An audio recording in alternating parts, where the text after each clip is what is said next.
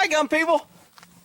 Hell, I probably ought to put this on my horsey channel because I'm doing a wheel bearings, but they really don't need to be having the wheel bearings done, so I'm not really worried about it. Ah, shit, I forgot to turn that thing. So, I went last night. I'm just sitting out here doing this, and I thought, I'll turn on the video and talk about, what's his name? Where I went to that thing last night. I posted on Facebook. I forgot what office he's running for. Alan West. Colonel West. I forgot what office he's running for. But he did a pretty good little speech last night. I thought I had a double wheel bearing back here, but I guess I didn't. So I'm just putting a little extra here. I did these bearings on the trailer before I came out here and moved, and they've been sitting for like 5 years, and I was like, you know what, I wonder if because a lot of people say you should do the bearings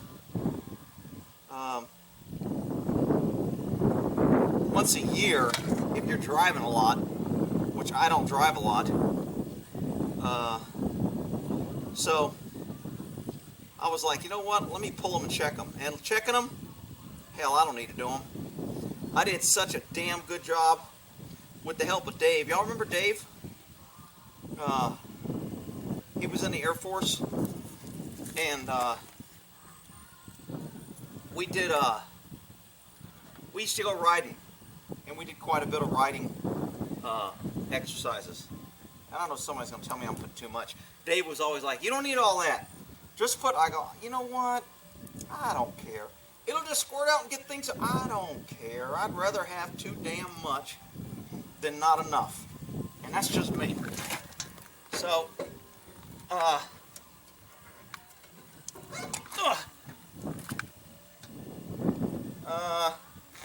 so Alan West,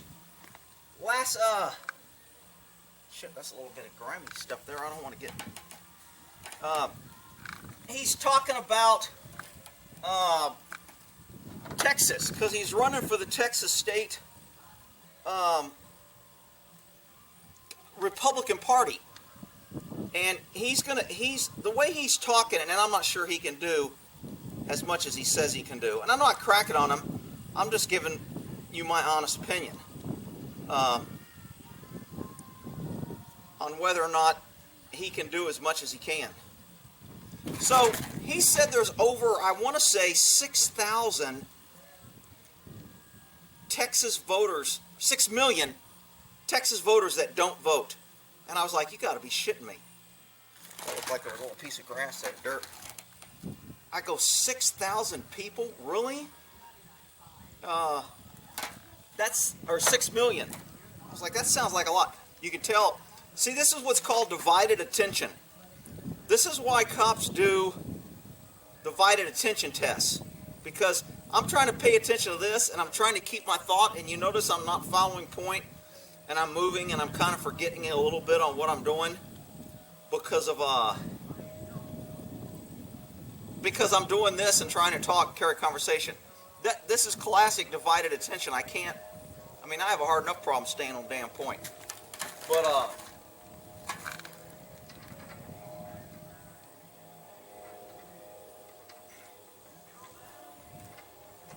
alright.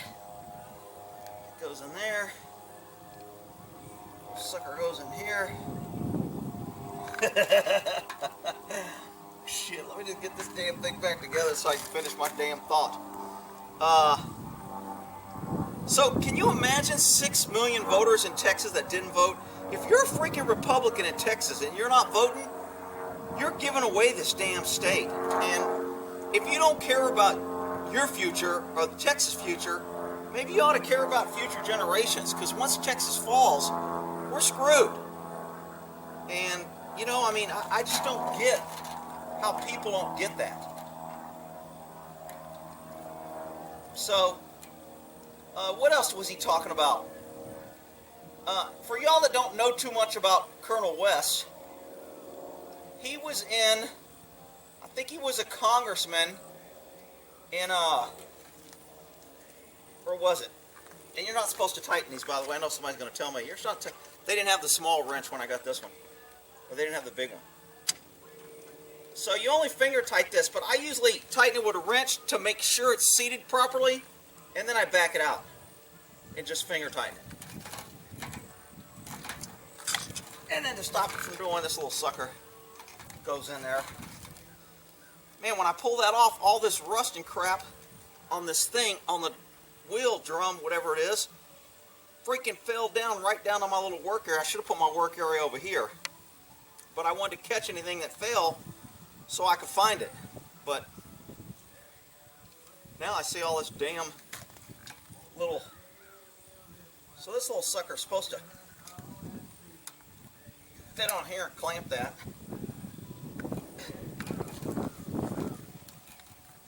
And now it won't back out. Supposedly. We'll see when I'm riding with the horses. And this is, again, as this wheel heats up, Dave was a big guy on, this isn't ball bearing or anything, I'm just putting a little extra grease in there. This is just a dust cover. And so that'll keep the dust and dirt out. Yep, it rolls. Must be good. So let me talk about Alan West, because I'm having a hard time doing this and concentrate, because I'm divided attention. I'm focusing on fingers and hand-eye coordination. Same thing cops do when they respond to shit. When they're going for their gun, they're pointing their gun, they're trying to concentrate on strikes, they're trying to follow policy, they're trying to order a guy what to do. Lots of people are doing, other cops show up, their sirens going, all this is going on, and people are like, man, those cops need more training. Okay, whatever. I don't know what to tell you. Hell, I don't think I'm going to pull that one off. It was pretty damn good. So I think I'm done with these. I don't have to pack these bearings. So Alan was talking about, this is just iced tea. Last night with Alan, it was Jack and Coke. But anyway, I digress. And when I talk to some of you youngsters, sometimes I meant to tell you, I say I have sweatshirts older than you, because people come here and they're like, I'm 22 years old, or I'm 19, I've been to Afghanistan. Okay, well that means you got experience in some areas, but you still don't know as much as somebody that's been around 50, 60 years in some topics. So, and sometimes I'll just say, dude, I got freaking sweatshirts older than you. This sweatshirt, Notre Dame Fighting Irish, I think I got this back in, maybe some of you guys weren't even born, or maybe you were born. I think I got this like in 88 or 89, back at the Stanford Notre Dame game in California. And we went to that game. Anyway, so I digress. So Alan is talking, and if you don't know Alan West, he was a congressman, I think, out of Florida. He was lieutenant colonel in the Army. And there was a big scandal because they tried to go after him when he was in the Army, and they gave him on Article 15. Article 15 in the military, for those that don't know, it's a little bit more. Kind of the progressive discipline in the military is verbal counseling, meaning I talk to you. Then it goes to written counseling, the where it's documented. Then if I don't get corrective action, I can go to a verbal reprimand and say, this is serious, you've been canceled on it, you better not do it again. This is a verbal reprimand. Then if you do it again, then I give you a written reprimand, and I say, I've already verbal counseled you, I've documented the counseling, I did a written counseling, and I verbal reprimand. Now I'm giving you a written reprimand. All those are, you don't get like days on the beach in the military. You don't get like days off. They don't punish you. They don't. Letter reprimand doesn't hold a whole bunch. Now I think they can put you on a what's called a control roster, and I don't know if all branches have this. I know the Air Force control roster kind of limits you to where you can't test for promotion, you can't get an assignment, and you're kind of like on probation for 6 months. But I'm not sure they can put you on a control roster for a letter reprimand. Maybe you can if you're working with nukes and you're on what's called PRP. I forgot what the initials were. But anyway, it's like if you take an aspirin because you're working around nukes, you got to report it, and then you can't work. If you go to the doctor and you're sick or something, you can't work. If your wife makes a complaint on you for violence, you can't work around nukes. So working around nukes, there's this really, really high standard that if anything changes in your life, any type of crisis or anything, they just cancel your PRP and you can't work around nukes. They move you to work somewhere else, and you're not working around nukes. You don't have access to nukes. But Anyway, I'm trying to educate you on how the military guys probably know this. So, if I give you a written reprimand, you're still doing the same stupid shit, then I can go up to what's called an Article 15. And Article 15 is, instead of taking you to a court-martial, a trial, to where you can go to prison, an Article 15 is kind of right below. Some people call it Article 32. I think in the Navy they may call it a captain's mass. It's kind of like you can't go to prison for an Article 15, but they can take money, they can restrict you to base, they can demote you in rank, they can, I don't know if they can give you a discharge, a bad discharge on Article 15. I can't remember, it's been a while. But anyway, so that's kind of what the progressive discipline. Well, West got an Article 15. And now it doesn't say to go to Article 15 you have to do the counseling, the written counseling. That you don't have to do that. If something is serious enough, if I go out there and I pull my gun on somebody and start threatening them, then they'll go, this is serious enough, we're not giving you a letter of counseling. You should have known better. We're just going to go straight to Article 15. Now, if you refuse an Article 15 and say, no, I'm not signing it, because you have to agree to it. You have to agree to accept it. Okay, I'll accept this as my punishment. If you don't accept it, then you go to a court-martial. And if you go to a court-martial, now you have judges, and you can go to jail, and you face maximum penalties, and bad conduct, dishonorable discharges, all kind of things when they go to court-martial. And there's different levels of court-martial. I think there's summary, and I can't even think of I think there's 3 different levels of court-martials, and the level is how high-ranking the person is on the board. Like, to get the death penalty, you have to go to the highest court-martial with the general and the high guys, everything on the board, in order to get something that's serious. But for something like, I crashed a car and I was drinking, and I was on duty and I shouldn't have been, and I armed myself, they would probably give me Article 15. If I refused Article 15, they would give me a court-martial, and in a court-martial, I think it'd probably be a lieutenant colonel or colonel, because he could hand out discipline for whatever, because I'm not facing death or life imprisonment or something. So the ranking of the guy doesn't have to be as high. So that's kind of, so you have an understanding when I'm talking about why Colonel West got this Article 15. So when he was in Iraq, and the military guys love West. He's what cops call a road dog, the guys who know what it's like to be on the streets. Colonel West is like, he's a combat dude. He knows what it's like to be out there. He understands the mission. He's not really into politics. He's taking care of his guys. He's out there on the front line doing shit, seeing his guys getting killed, etc. So he understands. It's not about politics when you're out there. When bullets are flying, politics goes out. Nobody really cares. So does color. People are like, man, racist this and black. In the military, you wear the same uniform. Nobody gives a shit about color when the bullets are flying. Now, when the bullets ain't flying, it's peacetime. Then you got the same shit, this clique, the black this and this group and Hispanic group, and you got all these little groups and factions. But when the bullets fly, nobody gives a shit about that. So, Colonel West is in, I want to say Iraq. Maybe it was Afghanistan. I think it was Iraq. And his patrol got hit by an IED, improvised explosion. So they set him up and they tried to take out his convoy. And I think either one guy got hurt or one guy died. Well, the Iraqi police, if you don't understand the who gives a shit a stand places out there, those people are different. And I know the liberals are like their heads are exploding. He said those people, he's judging them out. Shut up, you freaking idiots. I live in Realville. You idiots live in Make-Believeville. So, over there in Afghanistan, Iraq, and all these who gives a shit a stand places, whatever you want to call them, they have a totally different culture on how things work. And there's not a lot of what I call, they call it now nationalism, and they've made nationalism into some racist thing. If you love your country and you're a patriot, you're a nationalist, and somehow you're a bad person because you don't want open borders and you don't want everybody coming in destroying your country. So somehow you're weird, because that's how liberals think. Rick, I'm a liberal and I own a gun. Yeah, well, that's because you're an idiot. If you're a liberal, then whatever. I digress. I've made that point several times. And people are like, Rick, if you didn't crack on liberals, you'd have more viewers, because I don't want to educate. I don't want to talk and make liberals any smarter. I don't want to try and argue with a liberal over facts. Liberals don't care about facts. They care about feelings. But I digress. Damn it. Everything is so tied to liberals, and people are, you always make everything about, because it's all tied together, people.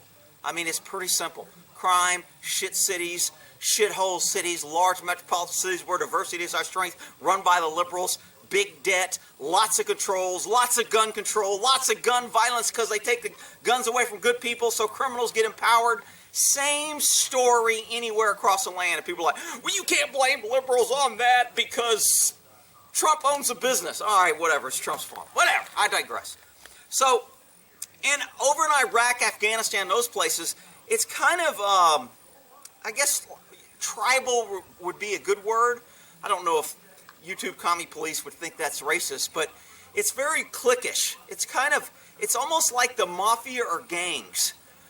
We've got our turf, we got our area, we don't do anything unless it benefits us, and if anybody cuts in on our turf or our business, then we're gonna fight and we're gonna be enemies. And that's kind of like how all those I don't give a shit stand places are. It's freaking, everybody has it, and they're about, well, there's only the Shiites and the Sunnis, or, yeah, those may be the big ones, but even in those groups, there's family, and I guess the Middle Eastern countries they're more about power and control, and they kind of respect, I don't know if you call it respect. To me, they kind of like being treated like crap. If you're nice to them, and it's the same way in the hood. If you're nice to somebody that's a really career criminal that's been around, has a cop, they're going to eat you up and say, you don't know what you're doing or you wouldn't be nice. You're a wimp. Kindness is weakness in the hood. Well, over in Afghanistan and those places, kindness is weakness. If you kind of treat people nice, now you won't hear this from the State Department on CNN and all this. You know, they just want you to go out there and hug everybody and stop the war. Well, that's freaking stupid. But anyway, you don't go to war with somebody to hug them. Okay, you go to war because hugging is done. Talking is done. We are now talking about who's going to kill and destroy the enemy first. You're trying to kill me, I'm trying to kill you. Period. And the winner is the one that kills the other person. Okay?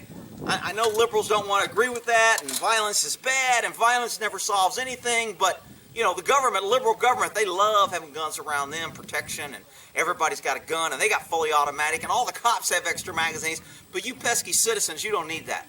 You just leave that to the government. We you know, government for years, if you've been to idiot school, has been protecting its people, and they never harm their people. If you've been to realville school, you know that government has committed the most atrocities against people and killed more people than anything else.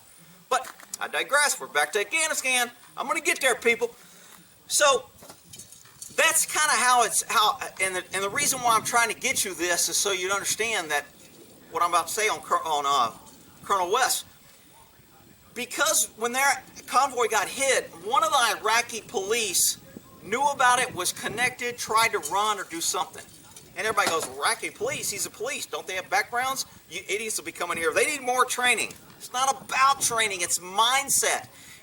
You know, the only reason most of those people left jobs is because the government's paying money over there to give them a job. Because if they're working and they have a way to make money and feed their family, then they aren't out there getting paid by Iran or some other country who wants to fight and go, hey man, we'll give you $5,000 if you go plant an IED. $5,000 is a lot of money. But if I give you a job to where I'll make you an Iraqi policeman and you get $300 a month, now you can feed your family and you got a job. Now you don't have that incentive to go get the $5,000 because you're out of work, your family's starving, somebody's offering you $5,000 to go blow up a convoy, and you're like, hell, if I can make $5,000, I'll do it. So that's kind of the mindset. And if you don't understand that, people are like, well, it's just a war, and there's the bad guys, the good guys, and we have different uniforms. I don't see how we can't win. And look, it's just different over there, especially when you're trying to win a war with liberal ideology, policies, Obama's freaking use of force or ability to engage. I mean, basically just tying your hands unless you personally are getting shot at, you can't return fire. And hell, I'm surprised they didn't make it. Unless you're hit, you can't shoot back. I mean, that's how stupid the rules of engagement are. But back to Afghanistan. So this Iraqi cop, the reason why I'm telling you all this is you got to understand why would Colonel West think an Iraqi cop would have set them up and tried to blow them up? This is why.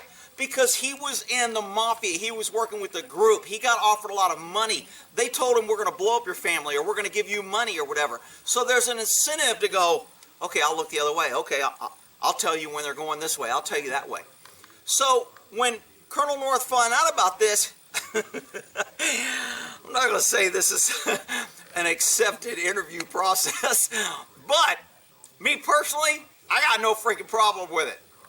He's my brother from a different mother. I'm with him. When it's wartime, you try to blow me up, I'm doing what I need to do. And if there's some collateral damage in the process, oh well. So Colonel North found out about this, or Colonel North, I'm thinking Ollie North because he was in another thing. But when Alan West found out about this, he got this Iraqi and supposedly pulled his gun on him. And either here's, the story gets iffy. He either threatened to shoot him, he put the gun in his head and said he was going to shoot him, he held it by his hand and was shaking it when he was arguing at him, kind of like to threaten him. And another story is he fired it next to the guy while he was yelling at him. And that was a quasi-threat to kill him. And guess what? The Iraqi policeman, who needs more training, according to the idiots that come here when they see cops beating up everybody, they need more training. It's not about training people. It's mindset, hiring, standards. There are no standards over there to hire people. They just hire them to give them jobs so they won't blow them up. At least if you're working, you're not blowing us up. You're not getting paid to blow us up. We're paying you not to blow us up. So the Iraqi policeman ended up admitting he knew it and he gave him information. And for the rest of the time Alan West was there, his troops did not get attacked. So he found a leak, he identified it, he got information, and he protected his troops. Well, the military went, man, you can't be pulling guns on people. I mean, this is war. I know they're shooting at you, trying to blow you up. I know they're blowing up all your people. They're setting IEDs. But, pulling a gun, that's mean. And we don't want the impression that because people are trying to kill us that we're pulling guns on them. Are you freaking kidding me? I mean, this is the mindset. They took him to a court-martial and said, you shouldn't have pulled your gun. Really? All right, whatever. Like I said, I got no freaking problem with it. People here will be like, well, we should treat them better, and torture doesn't. That wasn't torture, and torture does work sometimes if it's good torture. Waterboarding, when you think you're going to die, the fear of torture is better than actual torture. Because when you're really hurting somebody, they'll tell you anything to get you to stop. So the information isn't reliable. But waterboarding tend to get pretty good information because it's the fear of drowning and the fear of dying, and they hold you the right way so you can't drown, but you think you're drowning and your lungs get a little water. So waterboarding, scientifically, there's a lot of research, and there's even guidelines on how much you can do it. You can't do it more than 2 times every 24 hours, and if you do it 3 times in 48 hours, you got to wait 12 hours before. So there's all kind of rules. I know. Rick, there can't be rules for waterboarding. Waterboarding's illegal. Yeah, okay, that's because you're an idiot. All right, so torture and certain things do work and they're not. It's sometimes when you're getting shot at and getting blown up and you're about to get blown up, who cares? I always tell cops, I didn't care about policy when it came to staying alive. I did not freaking, if I was in a hot situation, guns, shooting, or whatever, I didn't care about policy. All I cared about is staying alive. I did what I needed to do to stay alive. I'll deal with the policy later. The old thing, judged by 12 instead of carried by 6. You don't want to say that a whole bunch because then they'll use that against you as a little clip if you ever get tried. Isn't it true? You just want to go to court because you want to kill somebody and you don't care. Whatever. I mean, they'll make it out to be anything. So, and watch, what's her name? Who's a little blonde in Dallas? Amber Geiger. If you watch her videos on how that DA just turned everything and how the whole case was built around the guy was eating ice cream and she was sleeping with a married man. I mean, that's basically why she got convicted. The guy was eating ice cream, she was married.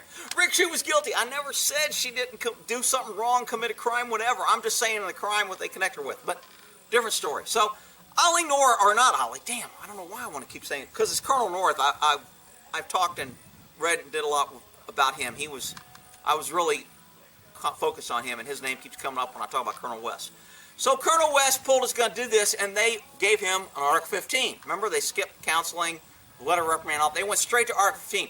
And they could have went to a court-martial, and not even. An Article 15 is up to the commander. If it's serious enough, they'll go, we're not even offering you an Article 15. We're going straight to court-martial, and we're trying to send your butt to prison. A guy stole, when I was at Travis, one of the cops there freaking hard up for money, did something, let his wife buy a bunch of shit. He loved her, didn't want to lose her, needed the money. So he waited and grabbed some money when they were doing a money drop at the bank. He grabbed the money before she put it in the bag and took off running. And luckily, he grabbed the money after she put it in there, because had he took it from her, he'd have got more time in prison. Because that UCMJ, for Uniform Code of Military Justice, where they used to charge military people, it was much more serious if you take something from somebody with force. Since he didn't use force, she put it in a bag, and before she could close the door, he reached in, grabbed it, and took off. He didn't take it from her with force, and that kind of saved him. I mean, they let him stay in the Air Force after he did some time. And I wrote him a letter of recommendation because he's a pretty good troop, and I can't believe he did that. I said, well, I'm not excusing what he did, but when he worked for me, he was a good troop. He did work, and I think his name, Delacruz was his name. So maybe there's a case out there if you want to search it. I can't think of his first name. So anyway, the UCMJ, they could have went straight to court-martial, said, we're going to send you to prison and we're going to give you bad conduct. So a lot of people will say, well, Colonel West was allowed to retire. Well, look, once you get your time in and you retire, you retire. If they take you in prison, it's really hard to take away your retirement, because what you've worked for and what you've done to gain this has nothing to do with what you do now. I mean, it'd be like right now, if I went out and decided to go rob a bank, technically the military, because I'm getting money from my retirement, technically, because I get money from the military, I still fall under the UCMJ if they want to do it, and they could come after me and go, you know what, you committed a felony that we think is bad enough, we're going to revoke your retirement pay, and we're going to bring you into the justice, and we're going to court-martial you because you were receiving money. And I don't know if that's changed over the years, but I'm pretty sure that's the way it works. As long as you receive money from the military, you work for them and they're yours. Now, I don't have to run around and cut my hair and follow the UCMJ and do all that other crap, but if I commit a serious felony and they just really want to screw me, they could come after me because I received money. But so by them saying they let Colonel West retire, I always think that's kind of BS. They make it sound like he was really worse and he got special treatment or he got let off easy or something. I don't think he could have gotten shit. Matter of fact, I think he should have got a damn medal for saving his people. And during his hearing, his Article 32 hearing, one of his statements was, look, I was trying to protect my guys, and to be honest, I'll walk through hell with a gallon of gasoline or carrying a gallon of gasoline to save my guys. So he stood up for what he did. I think he even might have said, I read somewhere where he said, I'm not saying what I did was maybe 100% right, but it is what it is. I got the results, and I did what I did. So he accepted it, and the military likes that. When you go in and say, yeah, I know I'm wrong, I'm sorry, they're easier on you than if you go in there and go, hell no, I stood up for my troops, screw you. But if you go in like that, they'll hang your ass, because they're all about military discipline and, you know, yes sir, no sir, 3 bags full and all that other shit. So if you talk about him, some people will automatically try to disparage him and bring up, well, he almost got kicked out of the military, they let him retire, but he pulled a gun on somebody and threatened to kill him. Well, yeah, so what? I think he did the right thing. And you can call me a Jack Lake, boot hammer, whatever, but I got no problem with that. Look, when people don't understand, when people like, it's not personal, it's just a job. Bullshit. When people are trying to kill you, that's personal. I mean, you're a better man than me if you can go out there and have somebody trying to kill you and go, it's not personal. Really? Now, I didn't take it personal when people tried to get away from me as a cop. If they ran and they fought and they didn't want to go in handcuffs, to me it wasn't personal. Personal to me, it wasn't a personal attack. It was just like, their job's to get away. I get it. My job's to catch them and hold them. So we're both doing our jobs, whatever we're trying to do, and there's a winner and there's a loser. And I'm a competition kind of risk-taking guy, and I kind of liked it. So to me, it was enjoyable. I liked to win. I got pissed off when I lost. It made me work harder and do more and search better, etc. So, you know, and the crooks, when I was after them, they learned how to avoid me better because I was better at catching them, and they became a better crook, and I became a better cop. So, whatever, yin and yang. So anyway, last night he was talking, and he gave a little speech. It was kind of a book. It was kind of a, hey, we need to hang on to Texas. You people need, and his theory is different than mine. He says, and I'll try and remember pulling a little picture of him. I posted it on Facebook, but I think I took a little clip. I'll put that in there too when he was talking. I was kind of outside in the back. I got there kind of late. I was an hour late. And so I was kind of in the back when he was talking before I moved inside. So it's not the greatest video. I don't even know if it came out. Chairman of the Republican Party of Texas, I will not be the first black chairman of the Republican Party of Texas. The first black chairman of the Republican Party of Texas was a successful business. Still on my phone, but I'll download it, and if it's worth it, I'll add it in here. But one of the things he said during his speech was pretty good. He says, if you contact 5 people who have different views than you and talk to them, and somebody raises their hand and go, yeah, but liberals, they just want to scream at you and they don't want to listen and you can't talk to them, they get all angry. And I was like, yeah. And then some other dude raised his hand and goes, because he was talking about transplants from California and all these liberal places coming here trying to ruin the state, make it blue, raise our taxes, bring all the crime and ignorance, and the companies coming in, and they're bringing all these left-wing companies are bringing all their left-wing employees, and now they're all getting on the city council and places, and they're changing the country or the state of Texas into a liberal shithole. So he was discussing that, and he's like, we got to stop that. And he goes, as a Republican chairman in Texas, my job is to flood people and educate and to show them, look, here's why you left where you left to come here. Don't vote against this state because you left a state that's voting the way you vote. So, I mean, I totally agree with everything he's saying. And like I said, I think he's a straight-up dude. So one thing he said, though, is contact 5 guys. He goes, don't get angry, listen to them. If they start yelling, just kind of stay on point. And he goes, if you can change 3 of them, he goes, you're getting over 60. He goes, you're getting, I think he said 60% or something like that. He goes, the 60% in politics is a big win. That's a landslide. He goes, very rarely does somebody get 60% of anything. Now, there's a bunch of propositions coming up in Texas that I'm going to go over, and one of them, I think they've worded it kind of tricky, but it's basically where Texas is going to vote that, you know what, you piece of shit politicians cannot enact a freaking state tax here. Because California and all these other places that have state taxes, Texas doesn't have a state tax. And it's the biggest scam in the world because it's just another money grab. And all these governments are like, oh yeah, we want a state tax. Everybody in government wants it because then we have more money and we can hire more people and we can grow government. We get more police and they can write more tickets and they can have a republic and we can tax the shit out of everybody and, you know, bankrupt and bring crime and open the borders and do the other crazy crap because all that falls under liberal ideas. That's what they want. So he's like, if you can change 3 people, that's 60%. He goes, if we can get 60% of the people voting in Texas, conservative, we'll wash out the liberals. And I agree. He doesn't like calling them liberals. I think he said socialists, progressive, communist, something. Social progressive or progressive communist. I don't know, something party.